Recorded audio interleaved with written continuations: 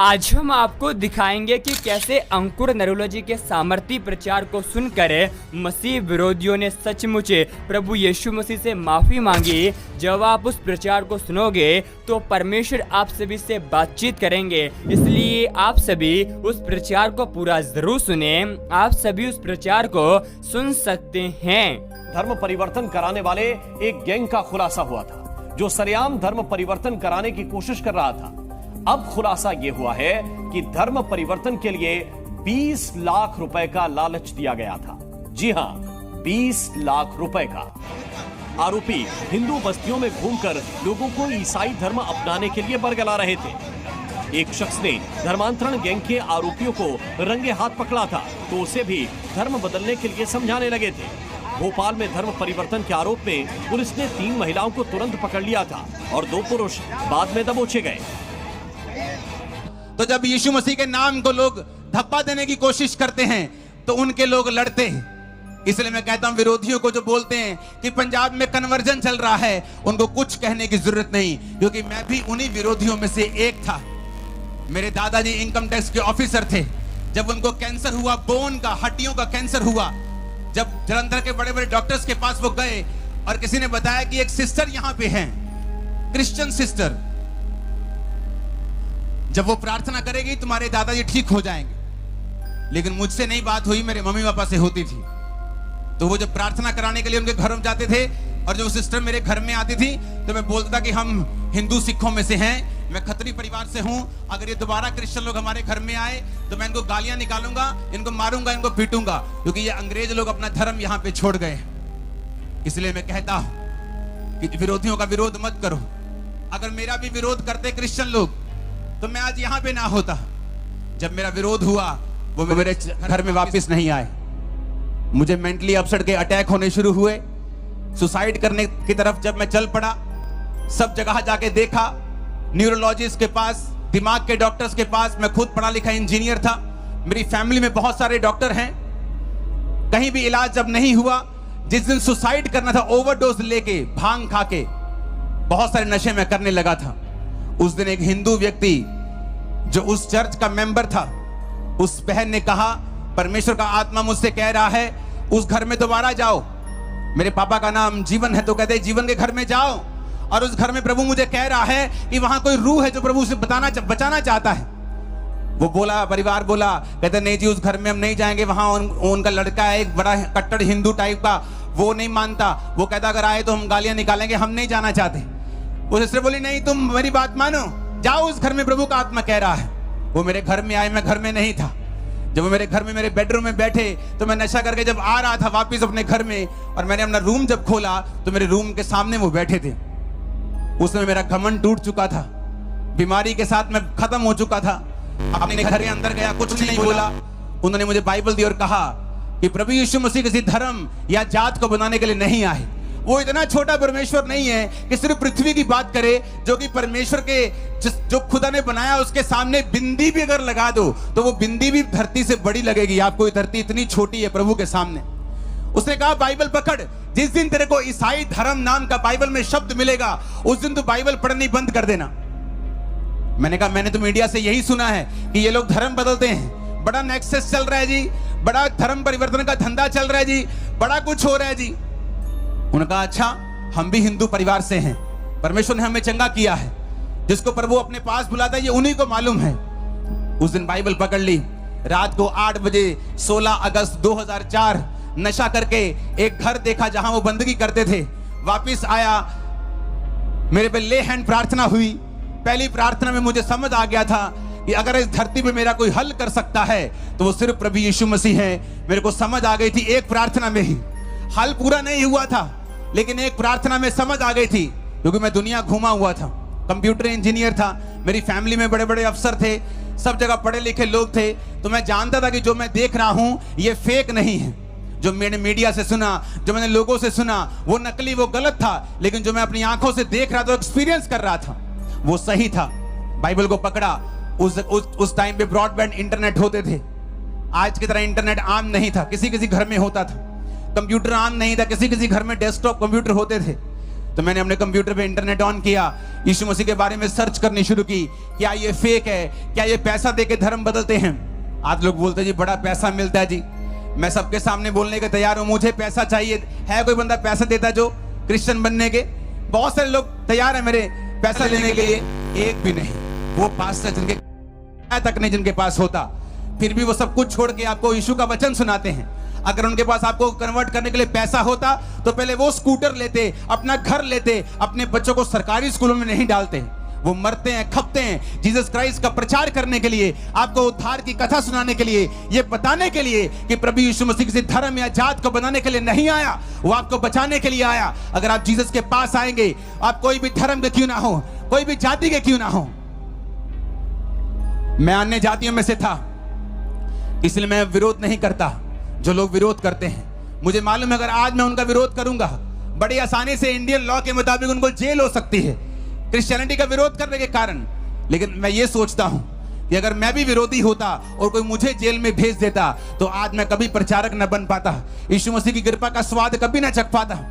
मुझे उन्होंने सहा है, इसलिए मैं आज यहां पे हूं। आप उन लोगों को सहेंगे, उनके लिए प्रार्थना करेंगे, तो वो लोग आज जहां मैं हूं कल को वो वहां खड़े होंगे, जहां आप है कल को वो वहां बैठे होंगे। आमीन। मेरे को ऊंचे वाला चाहिए चर्च।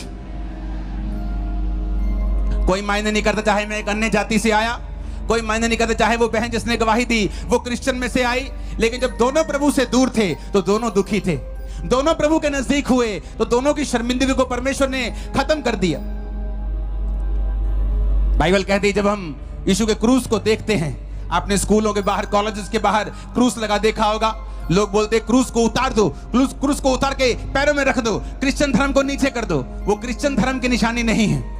बाइबल कहती है क्रूस यीशु मसीह ने इसलिए उठाया था कि उस जमाने की सबसे बड़ी शर्मिंदगी वाली मौत क्रूस की मौत थी। क्रूस की मौत उनको दी जाती थी जो बड़े अपराधी होते थे, बड़े बड़े चोर होते थे, बड़े बड़े अपराध करने वाले, संगीन अपराधी होते थे, कत्ल करने वाले होते थे, उनको क्रूस की मौत दी जाती थी। जीसस क्राइस्ट ने उस क्रूस की मौत को सहा। राजे ने कहा जीसस, यीशु, अगर तू चाहे तो ये मौत टल सकती है, क्योंकि जितने अपराध, जितने ये तुझ पे इल्जाम लगाते हैं, एक भी साबित नहीं कर पाए। सिर्फ तू अपने मुंह से कह दे इतना ही कि ये सारे इल्जाम झूठे हैं। यीशु ने कहा मैं अपनी मर्जी से अपना प्राण तुम्हें देता हूं और मैं ये घोषणा करता हूं कि अपनी मर्जी से मैं इसे वापस ले लूंगा। और यीशु मसीह मुर्दों में से तीसरे दिन जी उठे, 40 दिन फिर प्रचार किया, 41वें दिन उसी स्वर्ग पे चले गए और अपनी आत्मा को भेजा। वही आत्मा आज देखते हैं लोगों को आप चंगा करते हुए, लंगड़ों को चलाते हुए। मैं चंगा नहीं कर सकता, मेरे भी आप भी की तरह हाथ है। मैं ही पंजाब में जन्मा हूं, जलंधर से जम्मिया, मैं पंजाबी च प्रचार कर सकता, लेकिन मुझे सुनने वाले लोग पूरे देश से, पूरे वर्ल्ड से हैं जो हिंदी समझते हैं। इसलिए मैं फैसला रखता हूं कि हमेशा हिंदी में प्रचार करूं ताकि और लोग भी इस मैसेज को ले सके और समझ सके। बहुत से लोग ये समझ सके कि यीशु मसीह किसी धर्म को बनाने के लिए, जात को बनाने के लिए नहीं आए। उनका राज इस पृथ्वी का नहीं है। वो पृथ्वी जो एक मिट्टी का बिंदु भी उससे बड़ा है परमेश्वर के सामने, ऐसी पृथ्वी पर वो अपना राज नहीं कहता, मेरा राज ऊपर का है। मैंने तुम लोगों को बनाया है, सिरजा है, ताकि तुम मेरी आराधना कर सको, मेरे पीछे चल सको। आज साइंस जितनी मर्जी बड़ी हो जाए, लेकिन बाइबल से ऊपर नहीं जाती। हर 2 महीने पे स्टडी आ जाती है, जो बाइबल में लिखा है वो ट्रू है। पहले लोग बोलते थे कि मूसा के जो बाइबल में लिखा है, वचन में लिखा है कि फिरौन जो था वो समुद्र के नीचे आ गया था, समुद्र 2 भाग हो गया था। मूसा तो अपने लोगों समेत निकल गया, लेकिन फिरौन समुद्र के बीच में दब गया था। जब वो निकल गए तो समुद्र वापस वैसा ही हो गया था। कहते ये झूठ है। कुछ साल बाद जब स्टडी हुई तो उस समुद्र में 2000-4000 जितने भी साल पुरानी वो थी, तलवारें वहां से निकली, फिरौन के हथियार वहां से निकले, उनके फॉसिल्स, उनके जीवाश्म वहां से निकले।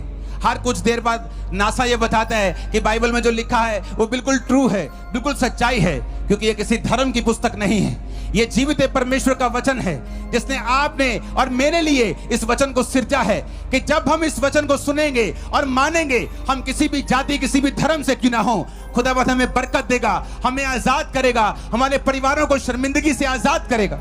उन्होंने मुझे बताया कि क्रूस का मतलब है कि प्रभु ने तेरी शर्मिंदगी उठा ली है।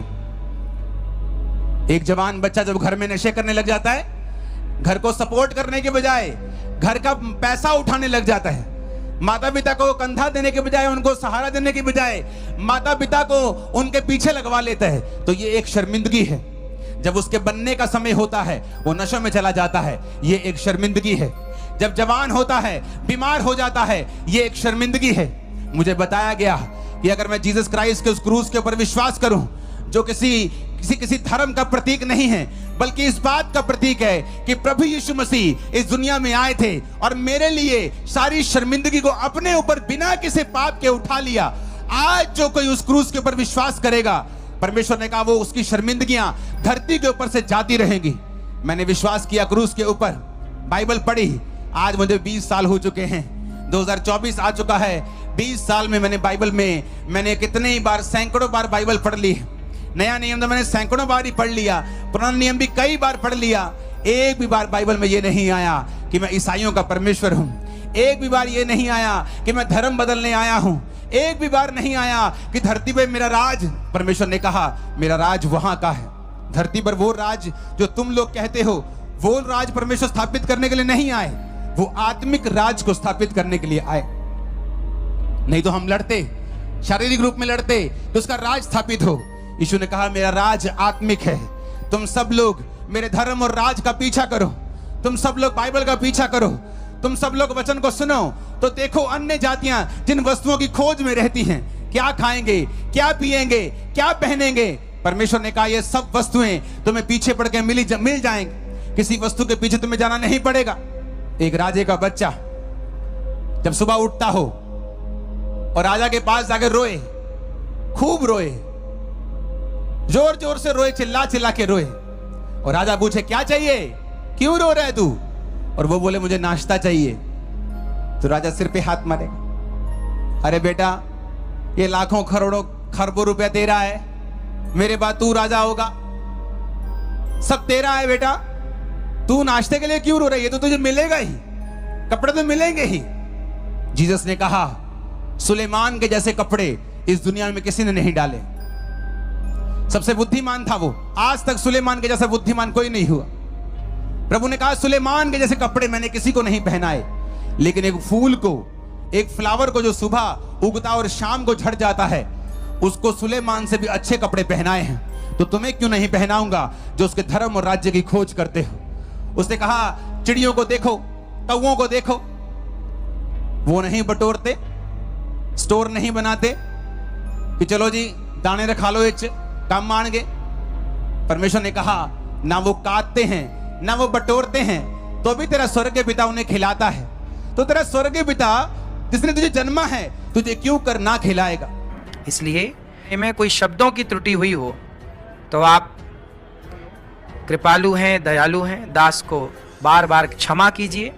मैं तो आप सबके चरणों की पांव की धूल हूँ, मेरे शब्दों की त्रुटि आप जरूर क्षमा करेंगे, ऐसा मुझे आप सब पर पूरा पूरा भरोसा है। आप सभी इस वीडियो को भी छोड़ के ना जाए, आप सभी इस वीडियो को पूरा जरूर देखें। जैसा कि आपने वीडियो में देखा कैसे अपोस्टल अंकुर नरूला जी के सामर्थी प्रचार को सुनकर मसीह विरोधियों ने सचमुच प्रभु यीशु मसीह से माफी मांगी। आप सभी को हम बताना चाहते हैं, परमेश्वर का वचन कहता है कि अंत के समय में हर एक मसीह विरोधी प्रभु यीशु मसीह के सामने घुटने टेक कर प्रभु यीशु मसीह से माफी मांगेंगे। इसका मतलब यह है मसीह विरोधी भी प्रभु यीशु मसीह को अपना उद्धारकर्ता स्वीकार करेंगे। यह जब होगा जब आप प्रभु यीशु मसीह का प्रचार करोगे, क्योंकि बाइबल इस बात को कहती है तुम डरो नहीं लेकिन यीशु मसीह का प्रचार करो, क्योंकि हमारा प्रभु यीशु मसीह अपने वचन के मुताबिक जल्दी आने वाला है। जैसा कि आप सभी जानते भी होंगे, अभी के समय बजरंग दल के लोग और ईसाई विरोधी बहुत कोशिश करते हैं। एक प्रार्थना सभा जहां पर चलती है वहां पर मसीह विरोधी जाकर प्रभु यीशु मसीह के लोगों को सताते हैं, लेकिन बाइबल इस बात को कहती है धन्य व्यक्ति जो परमेश्वर के कारण सताया जाता है, क्योंकि स्वर्ग का राज्य उसी का है। अगर आप प्रभु यीशु मसीह के लिए थोड़ी सी तकलीफ भी सह रहे हैं तो परमेश्वर आपको धर्म का मुकुट देगा, क्योंकि परमेश्वर का वचन कहता है हमारा यीशु मसीह ऐसे व्यक्तियों से प्रसन्न होता है जो कि परमेश्वर के लिए दुख को सहते हैं। और बाइबल इस बात को कहती है, हमारा प्रभु यीशु मसीह ये चाहता है कि हर एक व्यक्ति का उद्धार हो, क्योंकि परमेश्वर का वचन कहता है मसीह विरोधियों की आंखों को इस संसार के ईश्वरों ने अंधा कर दिया है, ताकि सत्य जो कि हमारा प्रभु यीशु मसीह है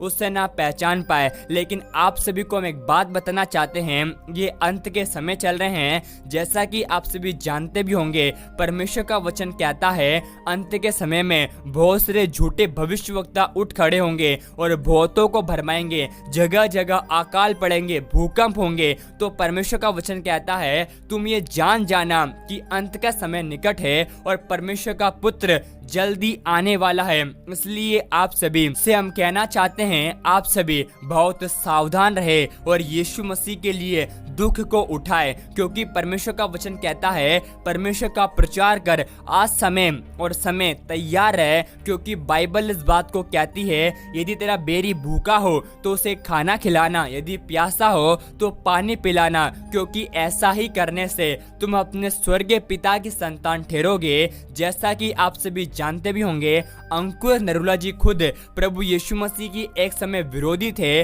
लेकिन जब परमेश्वर का अनुग्रह अपोस्टल जी के ऊपर आया वो परमेश्वर के बड़े प्रचारक बन गए।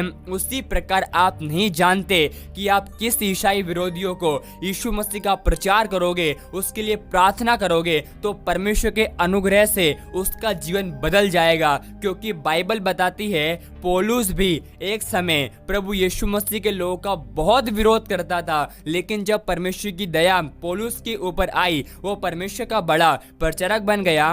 उसी प्रकार बाइबल इस बात को कहती है ईसाई विरोधियों की आंखों को इस संसार के ईश्वरों ने अंधा कर दिया है, ताकि सत्य जो कि हमारा यीशु मसीह है उसे ना पहचान पाए। इसलिए आप सभी डरे नहीं, लेकिन ईमान रखे परमेश्वर के ऊपर पर, क्योंकि बाइबल इस बात को कहती है हम जब परमेश्वर पर विश्वास करते हैं विरोध की परिस्थिति में, तो परमेश्वर हमें विरोध से, दुख से, तकलीफ से सचमुच निकाल देता है। आप सभी इस वीडियो के बारे में क्या कहेंगे, आप हमें कमेंट में जरूर बताएं। और आप सभी अगर सचमुच चाहते हैं कि मसीह विरोधी भी प्रभु यीशु मसीह का प्रचार करे, तो विश्वास से कमेंट में आमीन टाइप कर दे। और आप सभी इस वीडियो को एक लाइक करें, और हाँ, आप सभी इस वीडियो को एक व्यक्ति के साथ जरूर शेयर करें, ताकि वह व्यक्ति आपको तरह सच्चाई को पहचान सके और नरक की आग से बचाया जाए।